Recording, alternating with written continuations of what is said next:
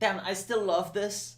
Like David Hogg, TikTok is a national security threat that should only be used to call out the Chinese government who controls it for their atrocities and human rights abuses.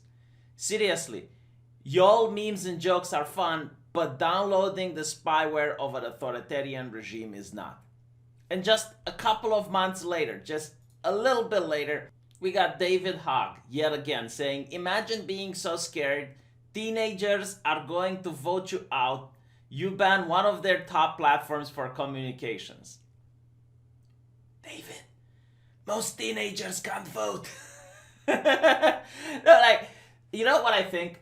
I think Indiana Jones should appear any second and steal this and put it in a museum. Like, it is so beautiful. It is so ishkishi. You know, in the past, these people were called marionette men because all they did was to dance with very limited movements, very predictable limited movements according to who pulls the strings, according to the puppet master that makes them dance. Now they're called NPCs because all they need is a firmware update, and then they behave exactly as the way as the person installing the update wants them to behave. You know, they call themselves resisting. Like, this is what they do. They resist. So then it's no wonder. Like, they're honest to you. Like, they're resisting. So whatever Donald Trump does, they will do the opposite. They're very easy to predict. If Donald Trump one day would say eating is a good thing, then these people would go on a hunger strike. This is why it's very difficult to have conversations with these people on Twitter. You can't really convince someone or engage in dialogue with someone that doesn't really believe the stance that they're advocating for. I mean, they have a vested interest in order to disagree with the president no matter what he says. And the vested interest is their group of friends, their social circle. They can't be seen as someone who agrees on any issue with the president. So even if they firmly believe something, like they firmly believe, all right, TikTok is bad for the user. When the president also says that, then they have to change their stance immediately and pretend like what they used to believe in never exists. So in reality, I think they still believe that TikTok is right for the user, but it's like a performance for the people around them that they disagree. So it's very difficult to have a conversation with a person like that, because even if you were to bring the exact arguments and you were to be very persuasive and try to convince them otherwise, there's nothing to convince. Like, they're already convinced with what you're saying. They already agree with you, but they can't be seen as agreeing with you. So then they need to be seen as actively opposing you because you're some sort of evil. Because the US president is the evil man, and as such, everything that comes from him must also be evil.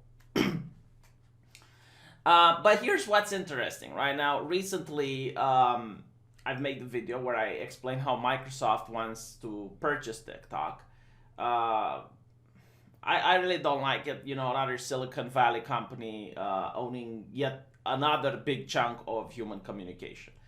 But okay, you know, it is what it is. Maybe it's going to go bankrupt like pretty much whatever Microsoft does nowadays. So what does this mean for the deal? Well, apparently, Trump issued an executive order against Chinese owners of TikTok and WeChat. So what this means is that this executive order will take place in 45 days. And during these 45 days, the company Microsoft is going to try to get this deal to happen. And I think it might happen, actually. I think the Chinese government is going to work with Microsoft because the Chinese government can always try to infiltrate Microsoft or to persuade them as a business in order to do certain things for them. You have to understand the Chinese government is like another corporation. Like, they're like a company, if you will.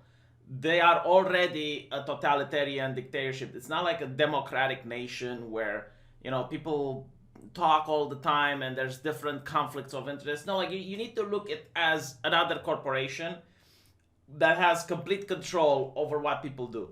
And when you look at it like that, yeah, like, they probably wouldn't mind if Microsoft starts buying TikTok and they have like some caveats or some conditions in the contract. It's going to be interesting, but what's really interesting, I think that this is going to scare the living hell out of a lot of corporations. Because in America, if you are the representative of the stockholders, your main job is to make money for that company. And one of the best ways to make money for that company is to expand in China.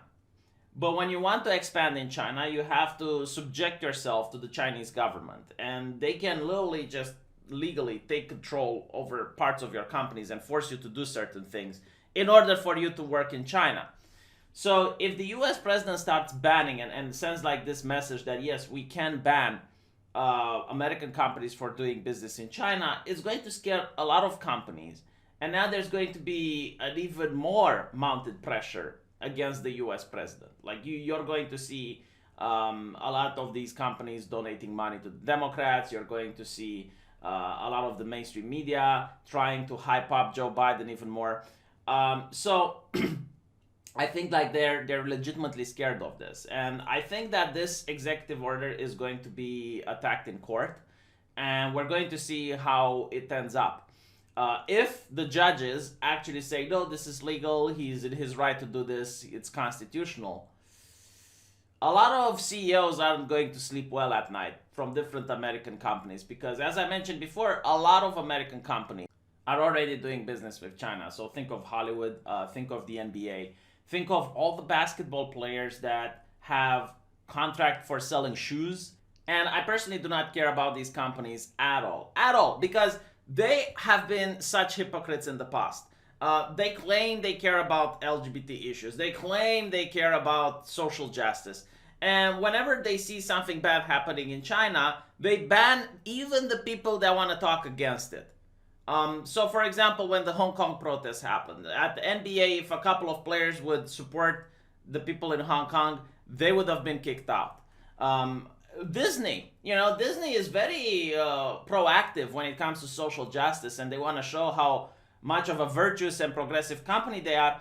And then they remove, they delete, they erase black people from their posters whenever they can. Just look at the Chinese poster for Black Panther and the American poster for Black Panther. Look at the Chinese poster for Star Wars and the American poster for Star Wars. They do it all the time. You have games like League of Legends, which have LGBT characters when it comes for America, and those characters are being retranslated into Chinese so they're straight. The Communist Party is definitely going to do some gay conversion therapy for the League of Legends characters. Same for Blizzard, like Overwatch. Tracer is gay in the America and she is straight in China. And this is like what really angers me, what really pisses me off. But it does make sense in a way, because corporations love authoritarianism. They love fascism. They love when you have like a strict sense of rules that you need to follow so that they can predict trends that will happen in 1 or 2 years in the future. For example, it's very difficult for a company to actually know what the consumer wants and, do their own research and have polling and use all these surveys and data. It's a lot easier to see what the game journalist wants. And the way they think it, like, if we please the game journalist, then they're going to give us high grades and high praise on Metacritic and all of these websites. And then the people are going to buy it because, it's culturally considered. Like, the journalists, in the view of the corporations, are the people that set the culture. And they view the same when it comes to the Chinese government. It's like, if we please the Chinese government, then the people in China are going to buy it. That's how they work. That's how they view things. Not to mention, like, if they piss a couple of people in America, some of their consumers, they will view it like, well, might be a little bit of backlash, we're going to lose some sales, but it's fine. But if they piss off the Chinese government, well, they're just going to outright ban their product in China, and no one from China can buy it. So, they like the censors in a way, because it's easy to just please the censor. Yeah. What's really interesting about this, there's two things. Number one, people calling Donald Trump a fascist. You do realize that the Senate voted unanimously to ban TikTok from the use of government devices. So this is still a democracy. It's not like Donald Trump, Herr Führer, is saying, no, we're going to ban this. And it's just his decision. No. Also, the people in Senate have to talk about it. And then you also have the court system, which can overrule his decision. So anyone saying that this is like fascism or it's a tyranny, like, tell them to shut the fuck up, because they don't know what they're talking about. The cancel culture that they support has less checks and balances than what the US president can push.